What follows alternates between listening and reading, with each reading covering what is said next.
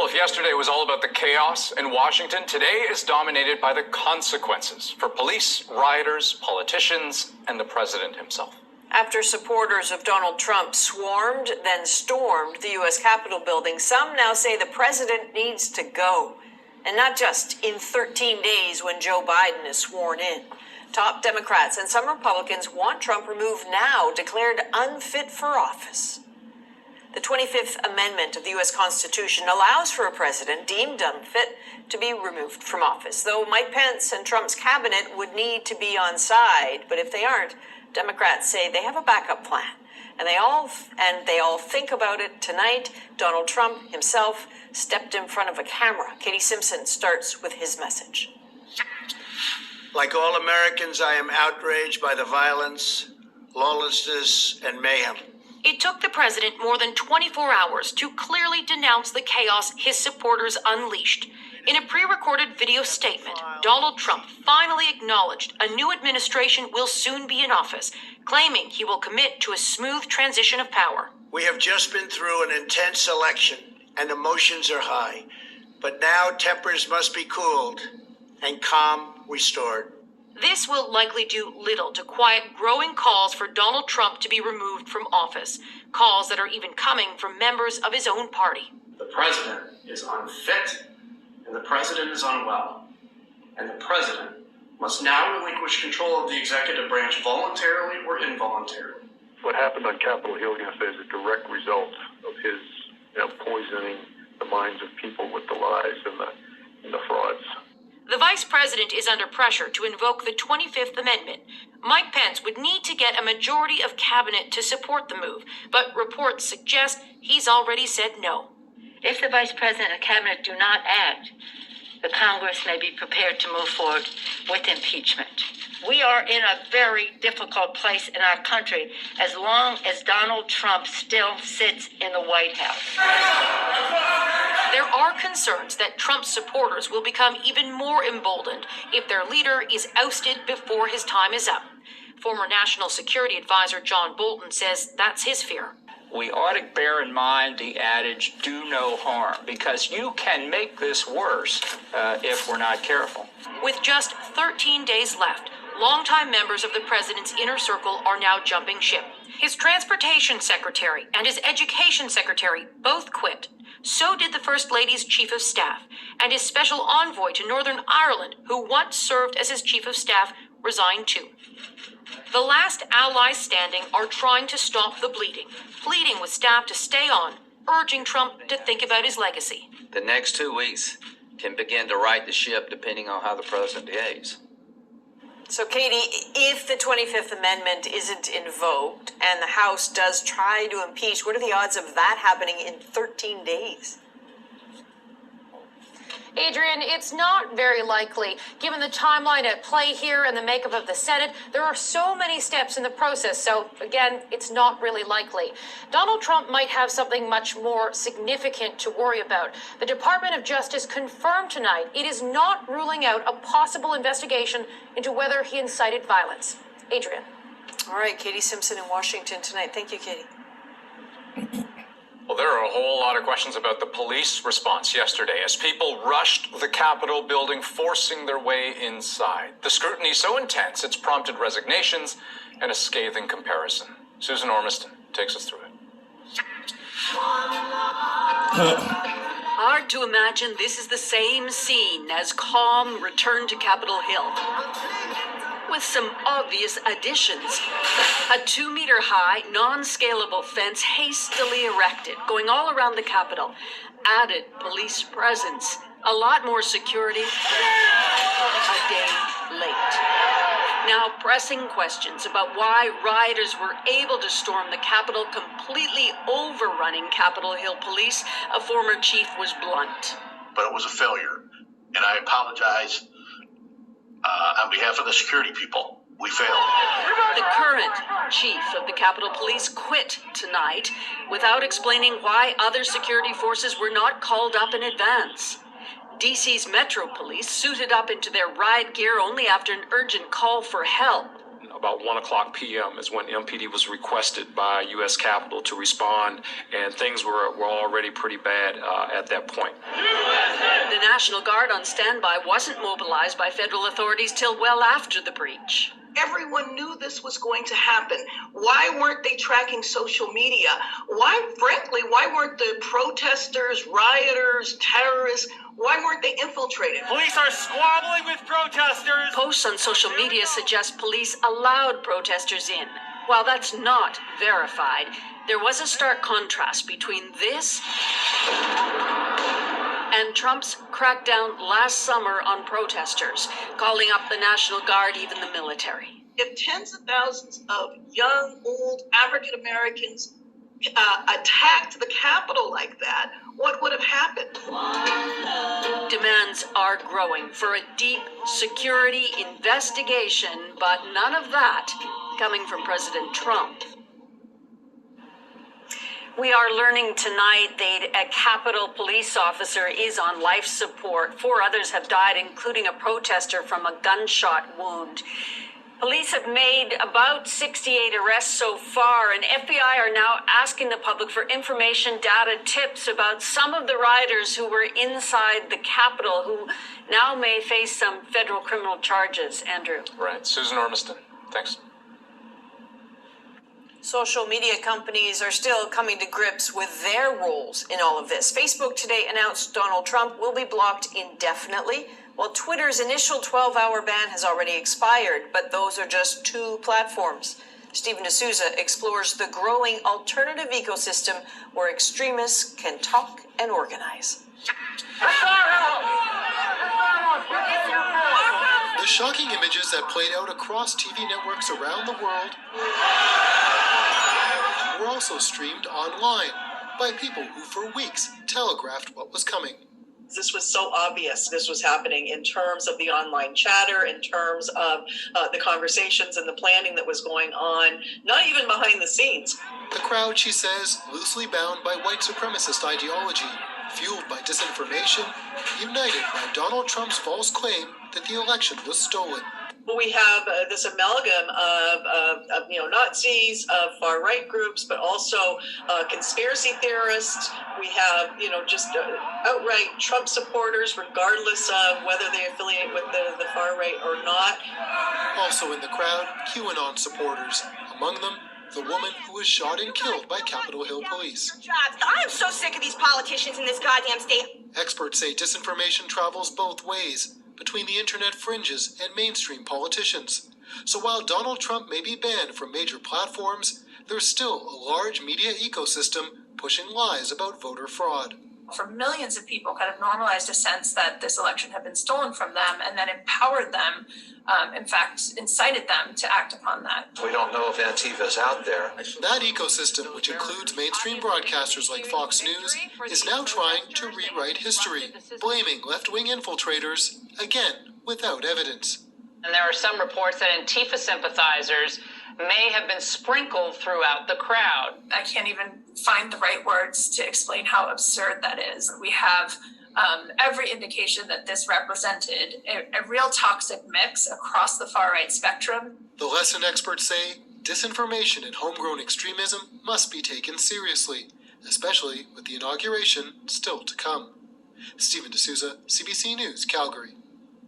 Okay, we've got a lot more on this story in about 10 minutes, including a look. Every one of those motherfuckers, Trump and every one of his motherfucking terrorist supporters, should be charged with fucking treason and sedition. And at the very least, they should get life in jail with no chance of parole ever. At the very most, they should be executed.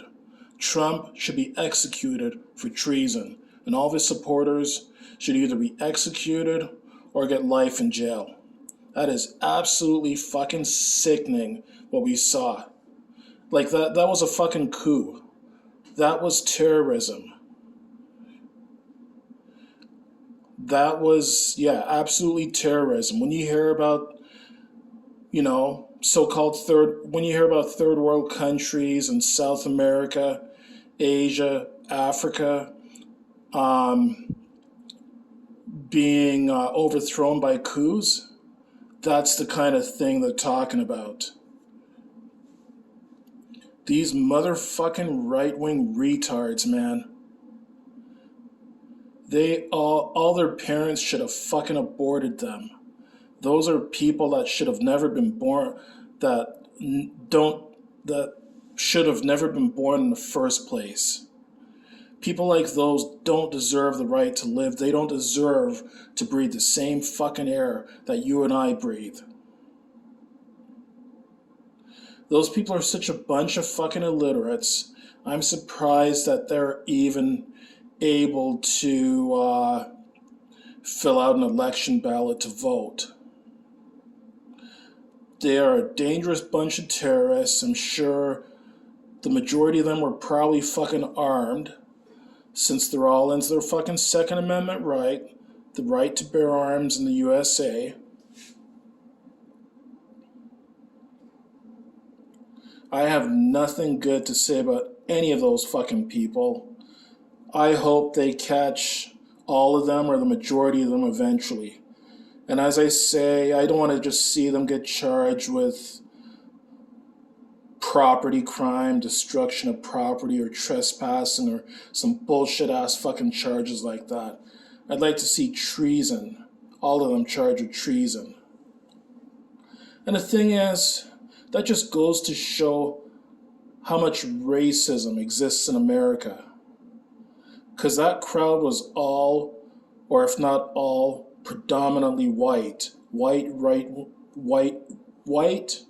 right-wing supporters that were allowed to make it into the fucking White House.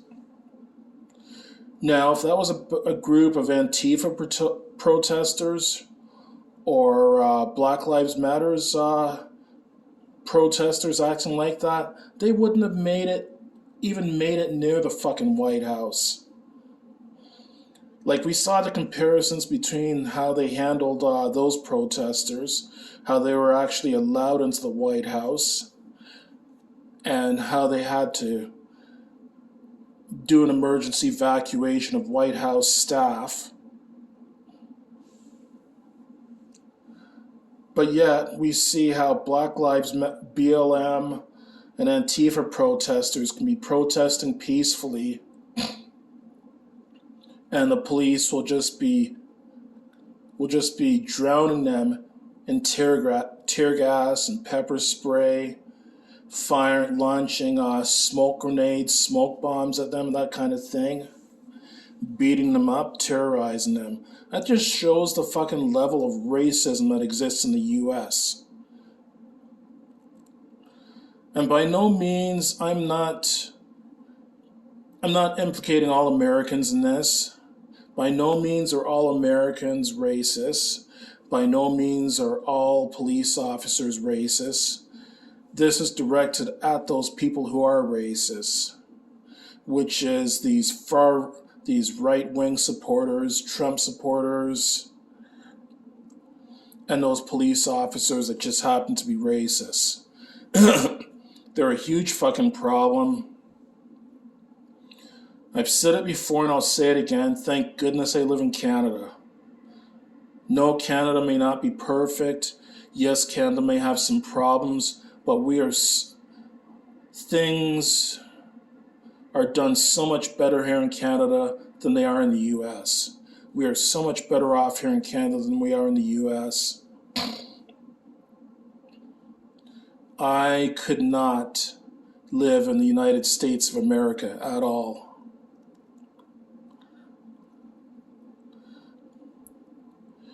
And for all the good people, all the law-abiding citizens living in the U.S., good on you. It must be very disturbing for you to look at these kind of scenes, this kind of imagery, knowing that that's happening in your own country, in your own national capital. It must be very disturbing to you. But yeah, that's where I stand. I hate fucking right-wing retards. And I'll keep saying it. I'll yell it from the rooftop. I hate fucking right-wing retards. I hate all fucking Trump supporters. All fucking Trump supporters are subhuman garbage. They're all fucking wastes of skin. And I honestly wish that people like those did not fucking exist in this world.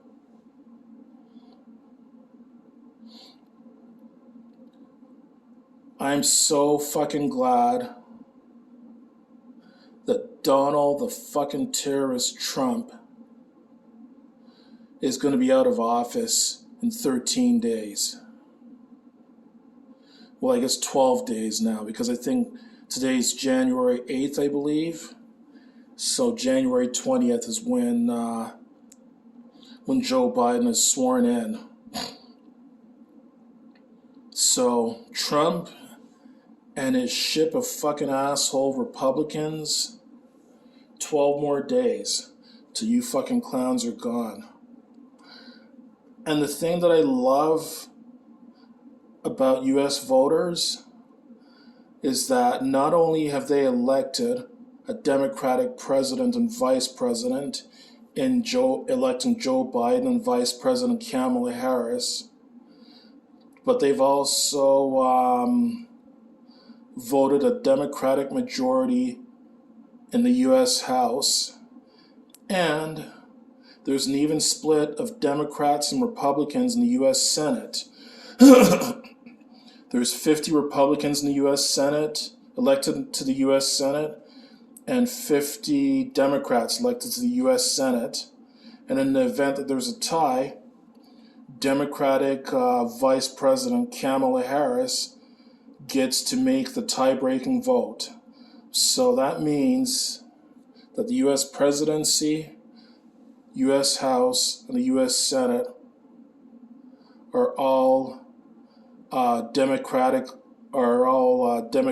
favored right now, democratically run, which I think is excellent. I look forward to seeing what the next 4 years bring with Joe Biden and the Democrats. Good on the American people who voted for the Democrats. Bad on all these fucking Trump-supporting assholes, Trump-supporting retards. I honestly must say, I don't know if I've said it on my channel before, but I have said it previously to people that I associate with, family, friends, co-workers, different people I associate with. It wouldn't surprise me if these fucking Trump tards staged a coup and invaded the White House and tried to overthrow the government. So as dramatic as the events of January 6, 2021 were at the U.S. White House, to me it's not unexpected, it's no surprise. I hope all those motherfuckers get what's coming to them. And I'm glad to hear that, there was 4 people that died during those riots at, there was 4 people that died in those riots at the White House on January 6th. I hope all 4 of those people that died in those riots were Republican supporters. I would not shed a single fucking tear for any of those fuckers. I'm glad. At least one of the people that died was a woman that was trying to break into the White House. I think she was crawling in through a window and she got shot in the neck and she died. It was shown in this video. And she's a Trump supporter, anti-government bitch. I'm glad she fucking died. And apparently there's 3 other people that died of from medical issues. So I'm hoping those other 3 people that died were also Trump supporters.